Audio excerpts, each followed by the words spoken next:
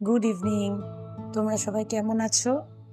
আজকে ঠাকুরবাড়ির দই পটল রাঁধছি। তো চলো শুরু করি।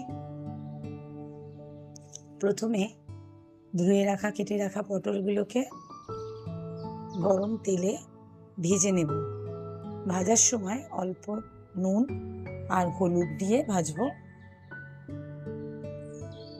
ভেজে এগুলোকে এক সাইডে তুলে রাখবো।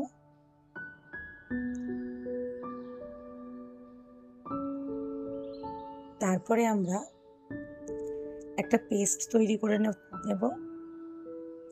সেটার জন্য পোস্ত, লঙ্কা আর সাদা সর্ষে বেটে নেব।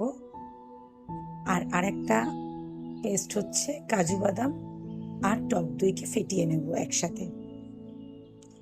তারপর গরম কড়া করে তার মধ্যে সর্ষের তেল দিয়ে গোটা গরম মশলা আর দুটো শুকনো লঙ্কা ফোড়নে দেব। তারপরে যে পোস্ত ও সাদা সর্ষের পেস্টটা করেছিলাম সেটাকে আমরা তেলের মধ্যে দিয়ে দেবো।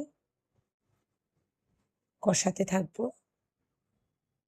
কষাতে কষাতে যখন এটা শুকিয়ে আসবে, মানে যখন তেল বেরোতে শুরু করবে, তখন আমরা এর মধ্যে কাজু আর টক দইয়ের পেস্টটা ঢেলে দেবো।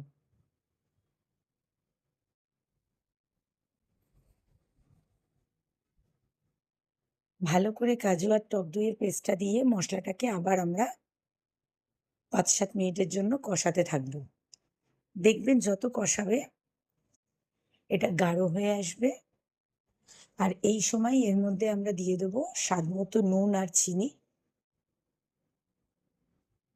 এই রেসিপিটা নিরামিষ দিনের জন্য খুবই ভালো একটা রেসিপি। রুটি দিয়ে খেতে খুব ভালো লাগে, ভাত দিয়েও ভালো লাগে। অবশ্যই ট্রাই করে দেখবেন।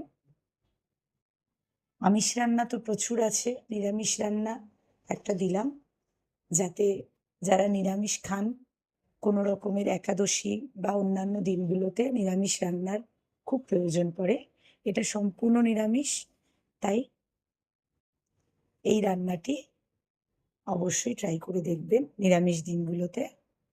আচ্ছা, মশলাটা কষে যাওয়ার পরে আমরা কিন্তু পটলগুলো দিয়ে দিলাম। তারপর ঢাকা চাপা দিয়ে 5 মিনিট সাঁতলানোর পরই রেডি হয়ে যাবে একদম মাখা মাখা দই পটল। Thank you.